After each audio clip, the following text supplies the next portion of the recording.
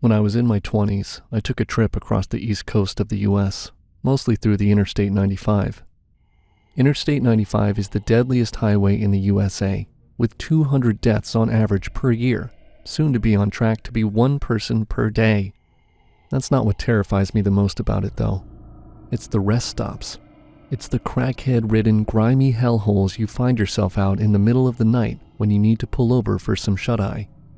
My mother told me not to stop. What's worse, driving tired or stopping at a meth head haven every 100 miles? I mean, I suppose the rational person would pull into a motel. But when you've just turned 20, broke, and have to spend your hard-earned money on the next Denny's you see, you end up sleeping in your car most nights just to penny pinch. I have to say, the worst stretch of gas stations and rest stops come up just as you're approaching New York. Even the attendants there tell you not to stop. They glare at you with disbelief as you saunter into their stores for a midnight snack. They ask you questions like, "What are you doing here?" Or say things like, "You're not from around here, are you?" Maybe there's an untold etiquette around these parts, that you're not allowed to stop moving during the midnight hours. One night, I pulled into a rest stop near Maine. It must have been around 2 o'clock in the morning, and I was utterly exhausted. I knew that the more hours I put in per day, I could cut the trip to my parents' house by a few days. I shouldn't say rest stops. Rather, I took it upon myself to park up a bank of gravel that was rest stop adjacent. I had been passing too many that oozed sketchy folk. I had seen too many toilets littered with needles. The gravel crunched under my boots as I made my way towards a group of tall oaks to take a leak. There was a serene quiet for a while, the distant trickle of a river somewhere over the embankment, the odd pickup humming past. When I was zipping up my pants, I heard something that stood out from the usual sounds of the woods. Something so jarring I still feel my goose flesh rising even to this day when I recall it. A single, sharp whistle. "Hello?" I called out. Silence, save for the rushing river. I made a straight line for my car door.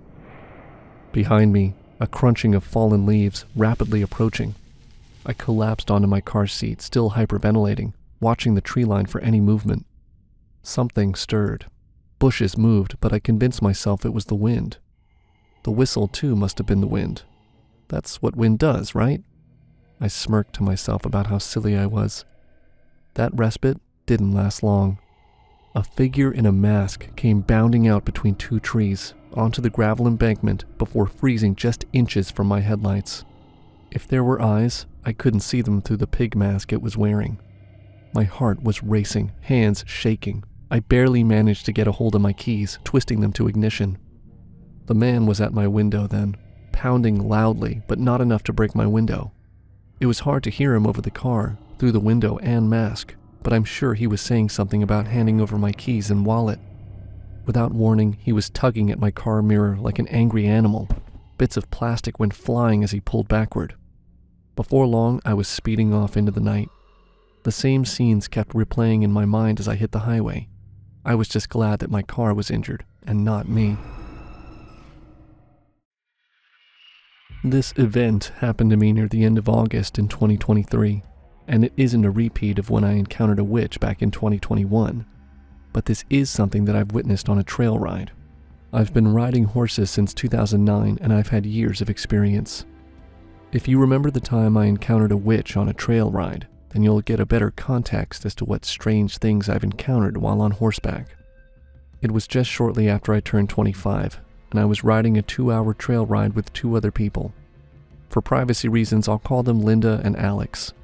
Alex was Linda's daughter, who was 18 when this took place.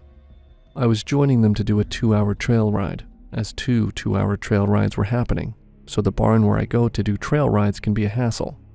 What I mean by that is that the barn gets a lot of trail ride bookings every day. If you've been to barns for as long as I have, you'll understand what I mean.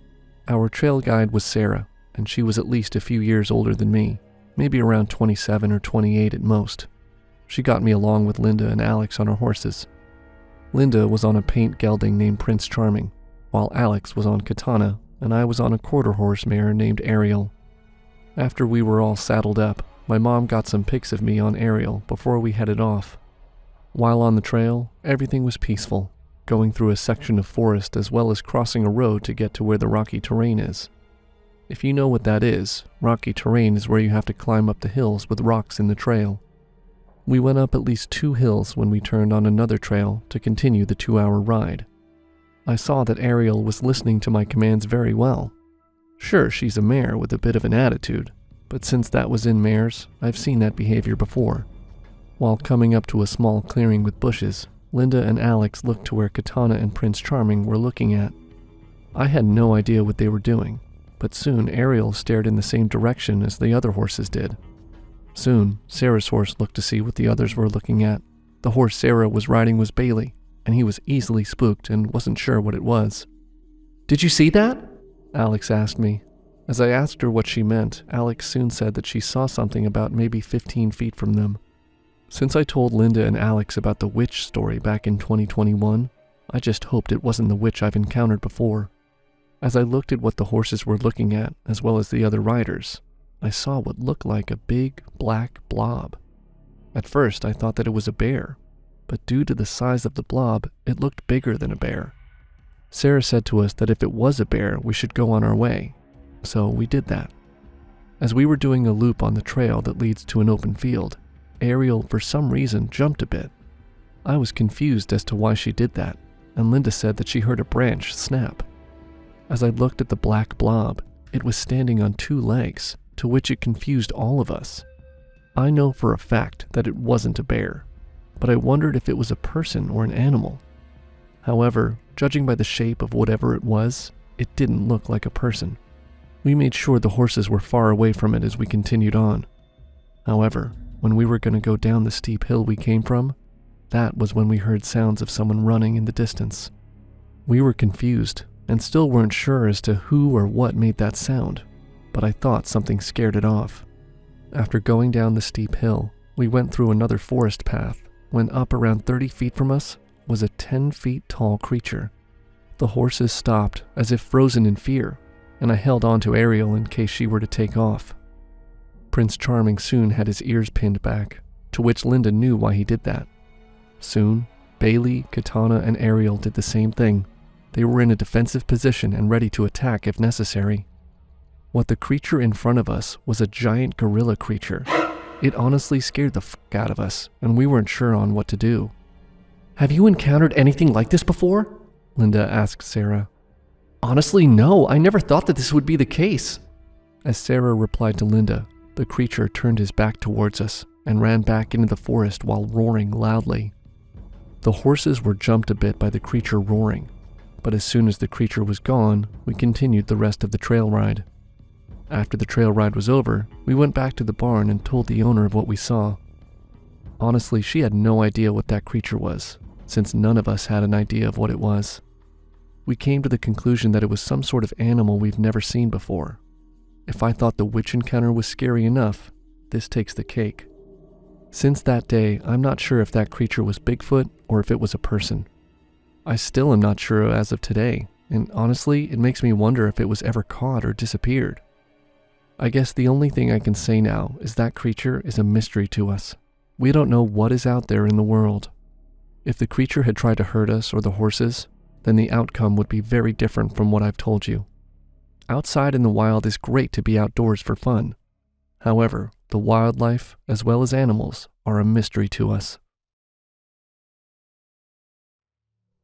It was one of those dad went out nights, and to be quite honest, I didn't have much to do. I had already spent a couple of hours in COD and eaten almost a whole pizza. I thought about just checking in for the night, but I wasn't tired enough to sleep, so I just sort of existed in that complacent, half-bored, half-anxious state where your brain wants to do something fun and has no idea what. So I did what dumb, irresponsible asshole teens do and picked up the phone to start bothering random strangers. I used a random number generator, and it went as well as you'd hope with prank calls. Nothing special, and the classic stuff like Seymour Butts got old pretty fast. But then I dialed this number that matched my area, and it got weird. It got weird fast. I called and opened with the same bullshit innuendo I had been using for the last 20 minutes, and I was met with complete silence. I could hear the faint sound of a machine, but that's about it. I kept asking if anyone could hear me, and if they were short on wieners, but no one answered.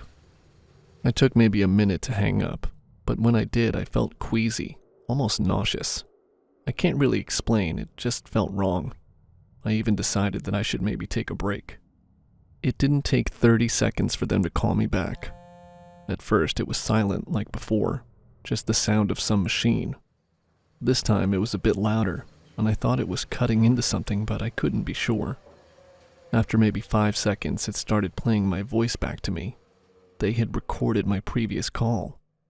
I immediately turned it off. Screw that, I thought. I'm not dealing with that BS. But I don't think I had much of a choice anymore. They called again. It was again silent, with the machine just a bit louder, exactly like last time. It kept getting louder this time, however, and it was definitely cutting into something. Something squishy and wet. I knew what it was. It's hard to explain, but that sound was just so self-explanatory. I couldn't not know what it was. You know, this could have been you. A man with a very old-sounding voice told me from the other side. I wanted to hang up, but literally couldn't, not for a few seconds. The sound went on, and I could now hear that old dude breathing heavily from the other side. I hung up. After that, I spent some time laying down on my couch. Some 20 minutes where I could barely breathe. I was having a full-on panic attack, and the loneliness, the thing I enjoyed, where I could play games and not deal with people, it was starting to strangle me. And when I was almost convincing myself that someone had decided to prank the prankster, that's when the goddamn phone rang again. We make our bed, we lie in it. Don't you agree, kid? That creep said. I was just fooling around, man. Leave me alone! I was screaming into my phone. No. That's not gonna happen. You need someone responsible there to make sure you don't get into trouble. Your mom and dad aren't home, are they? He asked, and I could feel the pizza coming up my throat. It's none of your business, and I'm not afraid of you, you fossil. Leave me the fuck alone, or... I couldn't even finish. I was trying to sound all hard, all manly, but I was almost crying. It was pathetic. Or what? He asked, half laughing. Kid, the things I'll do to you, you should have thought things through. Oak Park isn't that big a town. In your neighborhood, I'm counting 5 houses, and I bet yours is the one with the fatso prancing around the living room window. I felt myself collapsing, straight up fainting. He was here. He was in the neighborhood, and he could see me. And the last thing I heard before falling to the floor, let's make it interesting, fat boy. You got 5 minutes. Make 'em count. When I came back to myself, I felt my nose bleeding. I had hit it on the floor, hard. I must have lost at least 3 minutes, maybe even more. Panic made me get up faster than I ever had. I needed to think, fast. I started looking around, and the first thing I did was pick up the phone. I dialed the cops and screamed at them to send someone as fast as possible while I ran upstairs, straight for my dad's room and to the gun he hid underneath his bed. Finally, I went to my room and locked the door. That was it. I'd make my stand right then and there. Despite him telling me otherwise, I hung up on the 911 operator. I needed to hear the oldie when he came. At first, I could only hear my own heartbeat, but then, not even that. The silence was maddening. It really was just straight up awful. I felt so isolated, so miserably alone. I could feel the tears rolling down my face. The police would take at least 8 minutes, and there's no way I'd be able to outrun anyone. That was it. Kill or be killed. But as time passed, something funny happened. No one came up the stairs. No one kicked any door open or broke any window. No one came inside my house. And then the police came, and no weird old man was anywhere to be found. To say I felt pathetic doesn't even begin to describe it. But you know what was worse? When I begged them to look up the number, they pulled the call history on my phone and saw the 20 or so random people I had called that night. At that point, my credibility was in the gutter. They didn't believe me, not even one bit. So they called my dad, and together they chewed me out like never before in my life. I was grounded and humiliated. But you know what? I felt pretty good after the cops went away. No one came, right? They just tricked me. It was a prank, right? In the end, I was just a panicky idiot. Yeah, but then when I went to sleep, and when I woke up, there was a letter on the breakfast table. When I opened it, it read, "Got you, fatso." I was never able to spend another night home alone after that.